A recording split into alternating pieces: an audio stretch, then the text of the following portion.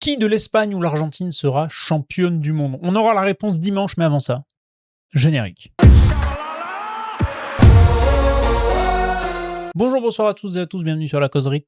Très heureux de vous retrouver aujourd'hui pour cette petite preview. Il reste 2 matchs dans cette Coupe du Monde, les 2 derniers. Ça y est, on a fait le plus dur. C'est les plus belles affiches qui arrivent, les plus belles affiches. La petite finale France-Angleterre ce soir 23h. Est-ce qu'on en a réellement quelque chose à faire? Bon, quand même la regarder parce que c'est la France et parce qu'on a regardé tous les matchs de cette Coupe du Monde. Donc on va bien se faire un France-Angleterre. Et cette finale demain 21h, Espagne-Argentine. Finale qui est plutôt hypante sur le papier, mais est-ce que l'Espagne peut réellement être vaincue? On va essayer de voir ça dans cette petite vidéo. On a sélectionné quelques petites séquences à droite à gauche, vous connaissez la musique. On va faire une petite palette avant cette finale quand même, et puis on la débriefera le lundi matin dans la foulée pour conclure cette Coupe du Monde avec ces récaps journaliers quotidiens, presque quotidiens, donc durant toute cette petite Coupe du Monde. Donc merci de nous avoir suivis comme ça sympathiquement. On a pris du plaisir, et puis il nous reste quand même encore 2 vidéos, puisqu'on débriefera France-Angleterre et Espagne-Argentine en même temps. Le France-Angleterre, je vais un peu en parler dans cette vidéo en preview, mais vu qu'on ne connaît pas encore les compos et les intentions de chaque coach, ça va pas être hyper pertinent de s'attacher dessus, donc voilà. Mais vous pouvez vous abonner à cette chaîne, vous pouvez liker cette vidéo, commenter. Avec vos pronos, voici quasiment le tableau complet. Il nous manque le champion, il nous manque le vice-champion du monde, mais on aura la réponse demain à partir de 21h du côté de New York, dans le New Jersey. Voilà pour cette petite preview. On va s'atteler au premier match de cette Coupe du Monde, enfin de ce week-end, ce dernier le week-end de Coupe du Monde France-Angleterre, c'est à 23h du côté de Miami. Si les Français pouvaient nous ramener Gérard Lopez de Miami, qu'on puisse voir comment s'organise à Bordeaux pour qu'ils puissent vendre le club, ça nous arrange un petit peu, merci. Mais voilà, alors les compos probables, vous les voyez, on fait pas vraiment tourner du côté anglais, ça j'en sais rien, parce que Tuchel a dit qu'il en avait rien à foutre de ce match-là. Donc est-ce qu'il va donner du temps de jeu à certains joueurs? Oui, voilà, des Rashford, des Madueke qu'on a moins vus, mais surtout, je pense mais j'ai oublié son nom. Super, mais il y a des mecs qu'on n'a pas encore vus dans cette Coupe du Monde. Est-ce que Pickford va garder sa place dans les buts? C'est à voir. L'Angleterre qui, on va dire, a vécu un petit traumatisme quand même en demi-finale. Cette défaite de 1 contre l'Argentine où ils sont complètement arrêtés de jouer, on le rappelle. 12% de possession à partir du but d'Anthony Gordon. Et les changements un peu foireux de Thomas Tuchel, mais je pensais à un Chalobah, voilà, chercher son nom. Est-ce que Chalobah aura un peu de temps de jeu? Est-ce que Watkins aura un peu de temps de jeu? Est-ce que même un Ivan Toney qui est rentré assez tard aura du temps de jeu? Est-ce qu'un Dan Burn qui a fait que des fins de match dans cette phase d'élimination directe aura du temps de jeu? On verra ce que va nous concocter Thomas Tuchel. Du côté de Didier Deschamps, c'est assez simple. Kylian Mbappé a un duel de meilleur buteur contre Léo Messi. Il veut finir meilleur buteur de la Coupe du Monde. Il veut stater. Ça, on s'y attendait. Donc, il veut jouer. Il sera normalement titulaire. Ryan Cherki devrait bénéficier d'une titularisation. N'Golo Kanté n'a pas encore joué. Ça sera le moment. Zaïre Emery, pareil, n'a pas eu beaucoup de temps de jeu. Ça sera le moment aussi de le faire jouer. Tout comme Konaté, tout comme Lucas Hernandez. Est-ce que Mike Maignan sera dans ses buts? Ou est-ce qu'on fera jouer Robin Risser puisque Brice Samba est blessé? William Saliba s'est tombé. Il jouait avec une fracture du dos depuis quelques mois. C'est quand même assez fou, je trouve. Le risque pris, en fait, alors la responsabilité individuelle de William Saliba, certes, mais les staffs, que ce soit d'Arsenal ou de l'équipe de France, tu fais jouer ton joueur avec une fracture du dos. Je sais que tu as des grandes échéances hyper importantes, mais est-ce que ça vaut le coup de prendre le risque et de flinguer un petit peu le dos de William Saliba, qui va falloir quand même saluer les performances extrêmement solides de faire ça avec une fracture du dos. Donc voilà. Mais voilà, on aura un petit match à 23h. Ce petit France-Angleterre. La dernière de Didier Deschamps aussi. C'est plus ça qui compte aussi. 290e match de Didier Deschamps avec l'équipe de France. 103 comme joueur et 187 comme sélectionneur. 187e et dernier match, sa toute dernière apparition aura lieu face à l'Angleterre. C'était également son dernier match en tant que joueur avec l'équipe de France. C'était contre l'Angleterre. Comme quoi, il y a des symboles. Champion du monde 2018, qui a redressé l'équipe de France entre 2014 et 2026 pour les grandes échéances. Voilà. La victoire de l'équipe de France, quand même, on va essayer de bien finir. Je pense qu'un mec comme Mbappé peut marquer, histoire de stater. Les Anglais, peut-être, ont pris un plus gros coup sur la tête que les Français, parce que les Français n'ont absolument pas existé en demi-finale contre l'Espagne, là où l'Angleterre peut avoir d'énormes regrets. Et je pense que mentalement, ça a plus tapé sur la caboche de nos amis anglais que sur les Français. Voilà. Vous pouvez mettre vos pronoms en commentaire, ce sera ce soir. Est-ce que vous regarderez cette petite finale? Je ne sais pas si je pourrais la regarder en direct, en tout cas pas le début de match, mais en tout cas on fera ça en replay si on ne peut pas la regarder en direct. La finale, c'est ce qui nous intéresse, Espagne-Argentine. On est parti. finale de la Coupe du Monde. L'Espagne cherche un deuxième succès, deuxième finale de l'histoire pour la sélection espagnole. L'Argentine cherche, elle, une nouvelle étoile, troisième étoile pour l'Argentine, qui pourrait dépasser l'équipe de France en termes de nombre de Coupes du Monde remportées. Léo Messi réussira-t-il à amener une deuxième fois l'Argentine sur le toit du monde? Ça serait absolument légendaire comme performance. Lionel Messi qui nous offre une Coupe du Monde absolument stratosphérique, qui s'est replacé dans la course au Ballon d'Or. J'avoue que moi j'évoque jamais le Ballon d'Or parce que j'en ai absolument rien à foutre du Ballon d'Or. Ça ne m'intéresse absolument pas, mais la Coupe du Monde de Lionel Messi, on peut en parler. Décisif à tous les matchs. Triplé contre l'Algérie, doublé contre l'Autriche, un but contre la Jordanie alors qu'il est rentré en cours de jeu, un but contre le Cap-Vert, un but, une passe D contre l'Égypte, une passe D contre la Suisse, deux passes D contre l'Angleterre. Voilà, c'est tout. Il a plié le game. Il y a les 10 dribbles réussis sur l'Angleterre. Je crois qu'il y a eu 17 dribbles tentés dans le match, un truc comme ça. Il en a réussi 10. Sur le total de tous les dribbles tentés sur la rencontre, c'est juste stratosphérique l'influence de Lionel Messi sur cette Argentine. 10% du ballon touché sur les 12 dernières minutes contre l'Égypte, 10% du ballon touché à partir du but d'Anthony Gordon contre l'Angleterre. Ce mec est juste un monstre absolu, à 39 ans, livrer ce genre de performance, être aussi décisif, être aussi fort, c'est juste indécent. J'aime pas trop le débat du GOAT de savoir qui est le meilleur joueur de l'histoire parce que tu peux pas trop comparer les époques, etc. Et puis c'est la fibre de chacun, tu vois. Mais là, il est en train de finir le jeu. Il l'a déjà fini, mais il est en train de le refaire en mode difficile. Je sais pas. C'est absolument exceptionnel ce qu'il fait. Messi. Je suis très curieux de voir cette Argentine-là. On loue l'agressivité, la grinta argentine qui ne lâche jamais rien. 11 buts inscrits par l'Argentine dans le dernier, à partir de la 75e minute de jeu d'un match, prolongation comprise. C'est juste stratosphérique cette Argentine. Il faut absolument pas le vendre la peau de l'ours avant de l'avoir tué pour le coup, parce qu'elle est capable de revenir de nulle part, revenir d'entre les morts.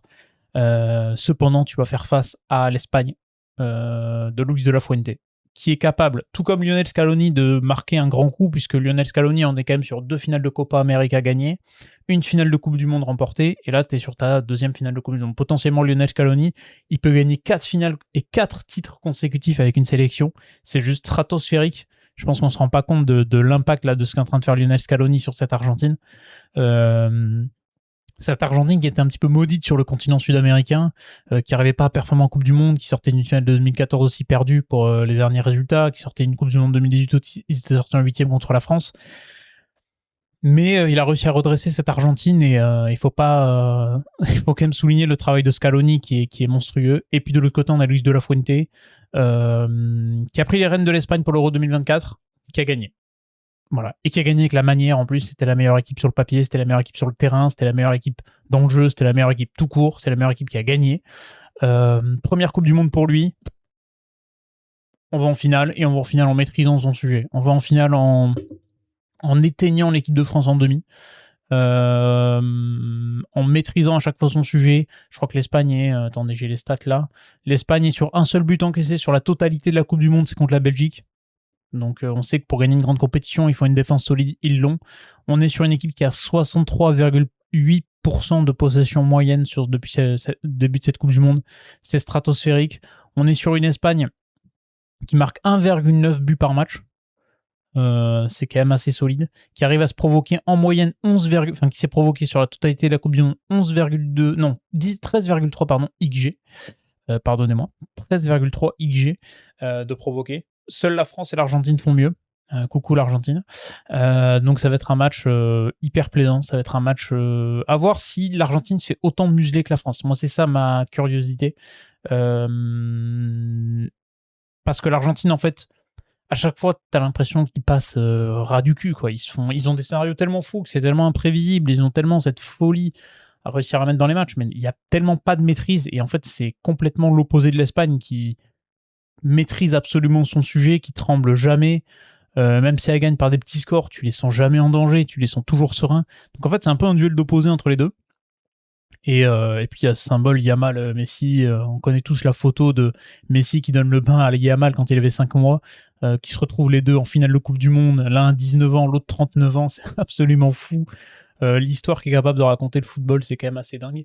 Mais est-ce que cette Espagne-là a réellement des faiblesses ? Eh bien, C'est ce que nous allons voir tranquillement puisqu'on est parti sur une petite analyse. Alors, j'ai pris quelques screens de vidéos qu'on a déjà faites, puisqu'on avait déjà analysé certaines séquences de l'Espagne. On sait comment joue cette Espagne. On connaît le jeu de l'Espagne sur cette première séquence, on va le voir, c'est simple. Rodri, c'est lui le maître à jouer. Le niveau qu'est en train de retrouver Rodri sur cette Coupe du Monde avec l'Espagne est juste absolument stratosphérique. C'est lui c'est le chef d'orchestre, c'est lui qui dicte le tempo de cette Roja, qui dicte quand est-ce qu'il faut accélérer, quand est-ce qu'il faut calmer le jeu. L'Espagne a un jeu de possession qui s'est montré ultra efficace. Peu importe la rencontre, on les a analysés contre la Belgique, on les a analysés contre l'équipe de France, vous pouvez retrouver les vidéos complètes. Mais globalement, je vais un peu me répéter sur ce qu'on a dit sur ces vidéos-là. C'est une équipe de possession, c'est une équipe de mouvement, c'est une équipe de déplacement, c'est une équipe qui veut créer de la supériorité numérique dans la zone du ballon. C'est une équipe qui veut déplacer le bloc adverse par du mouvement, par des leurres, par la passe, par la course, par le dribble. Ils sont capables de le faire par plein de manières différentes. C'est ce qui les rend ultra dangereux. Les premières séquences sont assez simples. La classique, vous avez une ligne de 3 qui est très étirée du côté espagnol avec Baena sur la gauche, Yamal sur la droite, Oyarzabal dans l'axe. Une ligne qui est très étirée. Pourquoi ? Pour permettre aux latéraux, que ce soit Pedro Porro ou Cucurella, de s'immiscer dans cet intervalle ailier attaquant, ou à Dani Olmo ou Fabian Ruiz de s'immiscer si c'est pas les latéraux. Voilà, ça dépend. Là, vous avez un décrochage d'Oyarzabal qui vient décrocher très très loin du but adverse, c'est logique. Il le fait beaucoup, Michael Oyarzabal, ce genre de choses. Il décroche très loin. Ça permet d'attirer le défenseur central belge. Je crois que c'est Mekele qui sort sur Oyarzabal. C'est Dani Olmo qui va s'insérer dans cette zone-là. Dani Olmo qui est extrêmement actif, qui techniquement est très propre sur cette Coupe du Monde, qui amène énormément de danger, que ce soit par les feintes de corps, on l'a vu contre la Belgique, que ce soit par la contrôle, que ce soit par la jeu en une touche. Il accélère le jeu, il fait très mal, mais il y a ce nombre de mouvements-là, toujours. Si on libère un espace, c'est pour qu'il y en a un qui s'insère. Est-ce qu'on serre le mec dans l'espace ? Pas forcément, on veut juste simplement parfois déplacer le bloc, et c'est le cas ici avec Michael Oyarzabal qui décroche pour Dani Olmo. On a beaucoup ce genre de choses du côté espagnol, un Michael Oyarzabal qui décroche, qui joue en point d'appui, qui amène pas mal de qualité technique, et ça fait extrêmement mal. Vous voyez sur cette séquence-là, Oyarzabal, il a décroché, il a amené Mekele ici, pourtant Rodri l'a pas servi, ils sont revenus derrière, mais au final, en fait, derrière, qu'est-ce qu'ils ont créé les Espagnols ? Ils ont créé une situation de 1 contre 1 avec Baena ici contre le latéral droit belge. On a Dani Olmo ici contre Nathan Ngoy. Et vous avez je crois que c'est De Kuyper ici, sur Lamine Yamal. Et Lamine Yamal qui est caché, qu'on ne voit pas ici, mais qui est également très étiré, qui mange la ligne. Et on a du coup une situation de 1 contre 1 créée. Donc si l'Espagne veut accélérer, elle pourra. Vous avez un Fabian Ruiz qui traîne ici toujours dans ce carré-là entre les milieux de terrain. Il se balade ici. Parfois, il va se projeter. Vous avez l'écart entre l'ailier et Dani Olmo qui joue en position de numéro 9. Vous avez vu cet écart-là, c'est pour permettre que ce soit les latéraux, que ce soit Fabian Ruiz, de s'immiscer. Il y a beaucoup ce genre de choses du côté espagnol. On va chercher plein de séquences. L'exemple de ce positionnement, regardez l'écart qu'il y a entre Lamine Yamal, Michael Oyarzabal et Baena. Cet écart-là, il permet donc à Cucurella, à Pedro Porro, à Olmo, à Fabian Ruiz de se mettre dans ces intervalles-là pour amener du surnombre, pour amener l'égalité numérique sur des défenses à 4. On le sait, c'est la classique du côté espagnol, je me répète à chaque fois, mais regardez sur cette séquence, c'est le début de match contre l'équipe de France, tout de suite, qui va prendre l'espace, c'est Fabian Ruiz. Il sait très bien le faire au PSG, Luis Enrique l'a programmé pour ça, il le fait extrêmement bien en équipe espagnole aussi, cette projection dans l'espace. Michael Oyarzabal a décroché pour venir chercher un ballon, ça a libéré de l'espace, on a Dani Olmo qui est remonté d'un cran, on a Fabian Ruiz qui va se mettre dans cette demi-espace-là, entre le latéral et le défenseur central adverse. Ils aiment faire ça, les Espagnols, ils le font tout le temps. Et en fait, ce qui est fou, c'est qu'il n'y a pas 1 ou 2 joueurs qui le font. Il y en a 4 potentiellement. Les 2 latéraux et les 2 milieux de terrain, Fabian Ruiz et Dani Olmo, qui peuvent le faire. Et on a également parfois, on l'a vu contre la Belgique, je ne l'ai pas illustré là, mais Lamine Yamal qui change de côté, qui va parfois lui-même aller dans cet espace-là. Il l'a fait 1 ou 2 fois contre la Belgique, il va chercher un coup franc comme ça en début de rencontre. Donc même Lamine Yamal, s'il faut, peut changer de côté, peut aller se gratter sur le côté gauche là-bas et amener du danger. Ça, c'est le but, je crois, contre la Belgique. Où vous avez donc Pedro Porro qui est servi ici. Vous avez la course en fait de Cubarsí. Avant de servir Pedro Porro, il va faire une course parce qu'il part de là à peu près, Cubarsí, sur le but qu'ils inscrivent. Et en fait, cette course-là vers le milieu de terrain va obliger Jérémy Doku à fermer l'axe. Parce qu'en fait, de base, Jérémy Doku, il est par là. Et il ferme l'angle de passe vers Pedro Porro. Sauf qu'il y a Yamal qui a décroché ici. pour venir chercher le ballon. Donc Jérémy Doku, en plus de la course de Kobarsi, il doit empêcher cette passe vers Yamal, parce que c'est la passe la plus dangereuse vers l'axe. Et donc il va refermer, ce qui ouvre l'espace pour une passe vers Pedro Porro. Donc on a toujours ces déplacements qui amènent de l'espace. Pedro Porro va pouvoir prendre le ballon. Il va profiter du décrochage de Lamine Yamal. Alors là, c'est dommage qu'on ait un plan resserré et pas un plan large, mais il va décrocher pour aller chercher le 1-2 avec Lamine Yamal qui a décroché, qui va jouer très très vite, contrôle passe précise. Pedro Porro, lui, il est dans la continuité de son appel. Donc forcément, il a un temps d'avance par rapport aux Belges qui, eux, sont en train de défendre en reculant. Ce qui fait que du coup, il est en avance sur Jérémy Doku qui a suivi, mais qui forcément suit plus tard.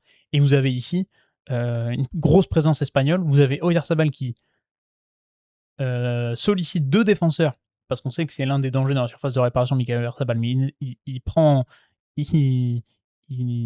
2 défenseurs avec lui, en gros.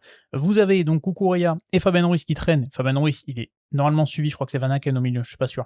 Mais du côté belge, normalement, il est suivi par ce milieu de terrain, vous verrez que ça, c'est pas toujours le cas. Et vous avez Daniel Olmo qui traîne ici pour être servi premier poteau un peu en retrait, ce qu'a tout de suite compris Pedro Porro. Et vous avez ce défenseur belge, je pense que c'est Mekele, qui est obligé de fermer l'appel premier. Il n'a pas vraiment le choix, mais du coup, sur cette phase de centre-là, on a donc Daniel Olmo qui est servi. Et une fois que le centre de Pedro Porro il est fait, on voit une chose, Van Aken a lâché Fabian Ruiz, ce qui va être terrible pour la Belgique parce qu'il va suivre et il va marquer. Mais surtout, vous avez 1, 2, 3, 4 Espagnols contre 3 Belges dans la surface de réparation. Ils sont en supériorité numérique dans la surface de réparation belge, sur une attaque placée en fait, pas sur un contre, c'est sur une attaque placée initialement, et ils sont aussi à déplacer le bloc. Et donc centre en retrait vers Daniel Olmo qui attendait le ballon, frappe, sortie par Thibaut Courtois, l'arrêt réflexe, même s'il ne le renvoie pas forcément dans une bonne zone, l'arrêt il est quand même réflexe, où il est obligé d'aller vite au sol. Le milieu de terrain belge n'a pas suivi Fabian Ruiz lui va suivre le ballon et va marquer, ça fera 1-0 pour les Espagnols. Volonté de toujours être en supériorité numérique pour les Espagnols. Voilà. Ça, c'est le deuxième but contre la France, qui part d'un mauvais pressing, et ça, on le sait, les Espagnols, si tu veux les presser, il faut bien les presser, parce que si tu les presses mal, ton bloc, il va complètement exploser sur une phase de possession. Le pressing de Dembélé et de Mbappé, là où il est moins bon, c'est qu'en fait, il coupe pas la ligne de passe entre le gardien et le défenseur central. L'ambition d'un pressing, surtout d'un ailier qui vient resserrer axe, c'est de couper la ligne de passe de relance courte entre le gardien et le défenseur central. Alors, soit ils sont en retard, il faut que je regarde la séquence, soit le pressing est peut-être un peu mal fait, mais après, ils sont obligés aussi de couper la ligne de passe vers Rodri, même s'il y a Manu Koné qui est sorti dessus. Mbappé, lui, bon, il sort là parce qu'il y a cette ligne de passe là aussi. Là, du coup, ça permet à Unai Simon de relancer sur Aymeric Laporte. Et ce qui fait que en fait, 2 offensifs qui sont venus presser, ils sont morts en fait. Ils sont plus concernés par l'action. Derrière, l'Espagne va mettre en face une petite phase de possession tranquille avec des allers-retours. Et on voit surtout qu'il y a 2 choses qui sont importantes. Pedro Porro est rentré intérieur. Le latéral droit de l'Espagne, il est rentré intérieur. Il a été suivi par Désiré Doué, qui est là, qui a resserré axe. Et du coup, on n'a plus personne sur ce côté droit. Sauf qu'en fait, c'est Fabian Ruiz qui, très intelligemment, est venu compenser le déplacement de Pedro Porro dans l'axe. Fabian Ruiz, il est venu sur ce côté droit aller étirer le bloc, et il a été suivi par Aurélien Tchouaméni. Et en fait, ce déplacement d'Aurélien Tchouaméni, il a servi à une chose de la part de Fabian Ruiz, c'est libérer l'axe. Parce que initialement, la France, on le sait, elle défend en 4-4-2 à plat, avec donc un double pivot, en l'occurrence Manu Koné, Aurélien Tchouaméni sur cette séquence de jeu-là. Ça peut être Adrien Rabiot, Aurélien Tchouaméni, Adrien Rabiot, Manu Koné. Là, c'était Manu Koné et Aurélien Tchouaméni. Sauf qu'en fait, là, si vous regardez, ce 4-4-2 à plat, il ressemble plus à rien. Parce que tes 2 devant, Mbappé et Dembélé, ils sont plus du tout sur la même ligne, et ils sont fait sortir du pressing. Ils n'existent plus là dans la phase de jeu défensive. Michael Olise, il est pris un petit peu ici, il est un peu devant. Manu Koné, il oublie Daniel Olmo dans son dos. Donc en fait, il est un peu pas partout et nulle part. Désiré Doué, il est venu serrer Pedro Porro, mais en fait, il est un petit peu en retard. Et Aurélien Tchouaméni, il est parti suivre Fabian Ruiz là-bas. Donc en fait, ta ligne de 4, elle ressemble plus à rien. Ta ligne de 2 devant, elle est annihilée également. Et en fait, juste par une simple possession, par du mouvement, que ce soit avec ou sans ballon, ils ont aussi à déstabiliser le bloc français. Et en fait, là, la zone à trouver pour les Espagnols, et ils le savent, c'est cette immense zone-là entre les 4, c'est-à-dire l'ailier et le latéral droit français, Upamecano et Manu Koné, qui laisse un espace monstrueux ici pour Daniel Olmo, en fait, qui va venir s'insérer dans cette zone-là. Et en fait, en déplaçant le bloc français avec du mouvement comme Fabian Ruiz, sans toucher le ballon, forcément, ils vont déstabiliser le bloc français. On voit qu'Aymeric Laporte va faire sa petite course. Il va servir Daniel Olmo dans la zone qui a été libérée ici. Et en fait, ça a permis à l'Espagne sur une passe, hein, celle d'Aymeric Laporte vers Dani Olmo, d'avoir éliminé, bon, ils étaient déjà éliminés, les deux attaquants français, Mbappé et Dembélé, Olise et Manu Koné, qui sont pas très attentifs, qui s'en rendent compte un peu trop tard, donc ça fait 4, et en vrai, Désiré Doué et Aurélien Tchouaméni sont déjà un peu trop loin du ballon, ce qui fait que l'Espagne, sur une séquence de possession, sur un pressing qu'ils ont pu exploiter, un contre-pressing français qui n'a pas toujours été bien fait, et sur des appels et du mouvement sans ballon, a pu avancer de 40 mètres en l'espace de 2 passes. Même en l'espace d'une passe, Aymeric Laporte vers Dani Olmo qui se retourne, qui va aller chercher, qui a de l'espace, et il va pouvoir avancer de 40 mètres. Et surtout, le plus important pour l'Espagne, remettre une séquence de possession, mais cette fois-ci pas dans leur partie de terrain à eux, mais dans les 30 mètres français. Et donc en fait, c'est ça, ce mouvement-là. Derrière, on a une action, ça tente des frappes, c'est contré, ils sont présents sur les seconds ballons. Et vous avez ce mouvement classique du côté espagnol. Pedro Porro dans l'axe, qui bénéficie du manque d'agressivité de Désiré Doué et de Manu Koné. Et ça, je pense que l'Argentine, le manque d'agressivité, ça ne les concerne pas. Mais ça fait très très mal à la France, parce qu'en fait, vous voyez que Désiré Doué, il est trop loin de Pedro Porro. Et Manu Koné, les deux, en fait, vont manquer d'agressivité sur Pedro Porro, qui va s'infiltrer dans l'espace libéré, enfin, dans l'intervalle, pardon, entre les deux. Et vous avez surtout la classique côté espagnol, Michael Oyarzabal, le décrochage. Le décrochage, il sert pas à avoir le ballon, parce que Pedro Porro, lui, va pas chercher la première lame, il va chercher la deuxième lame, Dani Olmo.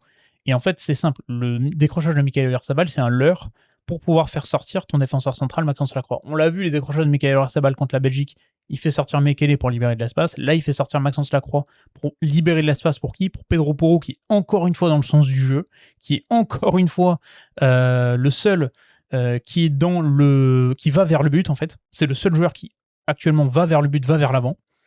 Oyarzabal, avec ce décrochage-là, Maxence Lacroix l'a suivi, donc il couvre plus du tout cet espace-là. Dani Olmo, il le sait, que ce ballon est pour lui et qu'il a à servir Pedro Porro. Techniquement, c'est très juste parce qu'il a Upamecano qui est sorti. Et vous voyez qu'Oyarzabal et Maxence Lacroix, ils sont sortis. L'espace, il est cadeau. Le seul qui est dans le sens du but, dans le sens du jeu, c'est Pedro Porro. Le seul qui l'a vu, c'est Dani Olmo. Et donc, on se retrouve à une séquence où finalement, tout a été déplacé. De la possession initiale espagnole dans leur camp, avec le contre-pressing français, jusqu'au but de Pedro Porro, finalement, vous avez beaucoup de déplacements sans ballon qui ont fait que le bloc français a complètement explosé. Et ça, je vous dis ça, on est en l'espace de 56-44 et l'action termine en 57-32, donc en 50 secondes. Le bloc français a complètement explosé et il y a eu cajot par l'Espagne alors qu'on partait d'un ballon d'Unai Simon. Voilà. Ça, c'est les séquences de jeu espagnoles avec cette libération de l'espace, ces décrochages de Michael Oyarzabal, ce genre une touche de Dani Olmo et cette gestion du tempo par Rodri, par Aymeric Laporte, Pau Cubarsí, qui sont assez importantes. Mais comment faire face à cette faille espagnole? Les Français ont eu 2-3 solutions plutôt intéressantes par le biais de Dayot Upamecano et par le biais de Mike Maignan. Sur cette séquence-là, c'est des ballons longs en fait. C'est des ballons aériens parce que là, vous avez le pressing donc espagnol avec Baena, Fabian Ruiz, Dani Olmo, Lamine Yamal qui garde la passe vers le latéral.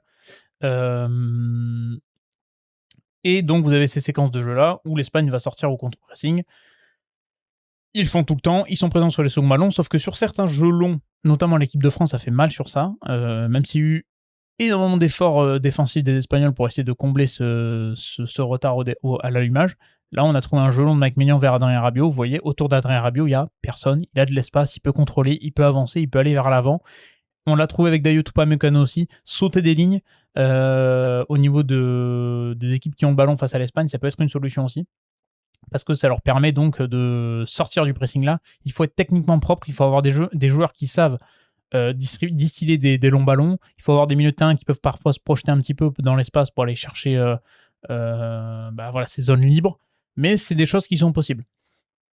Vous voyez qu'après, on a réussi à avancer du côté de l'équipe de France. Alors, on s'est fait enfermer parce que l'Espagne revient bien. Mais tu as réussi à sortir du pressing espagnol par un jeu long en sautant une ligne. Et ça peut être l'une des solutions trouvées par l'Argentine aussi. Sachant que tu peux trouver un Léo Messi dans les pieds qui derrière arrive à se retourner et fait du Léo Messi.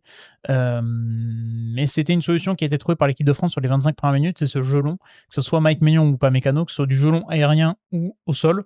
C'est casser des lignes qui peuvent permettre aussi de sortir du pressing si c'est bien exécuté et trouver de l'espace parce que mine de rien l'Espagne joue assez haut et donc doit défendre dans son dos. Derrière, l'équipe de France avait des flèches mais qui se sont fait un peu annihiler par cette défense espagnole qui a été très bonne contre l'équipe de France, mais ça peut trouver aussi des solutions par-ci par-là avec du jeu long. Autre souci qu'on a moins vu contre l'équipe de France mais qu'on a vu contre la Belgique, c'est Lamine Yamal.